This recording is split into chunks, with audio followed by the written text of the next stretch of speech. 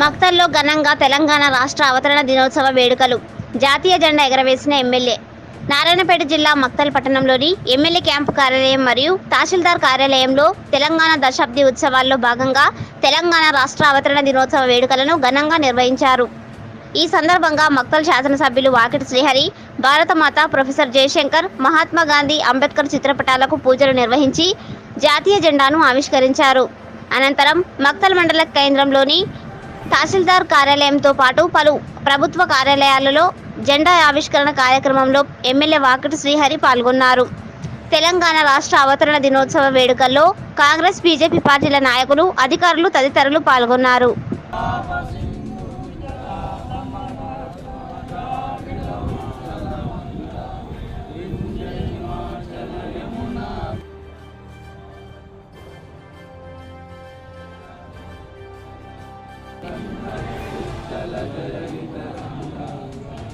శుభనా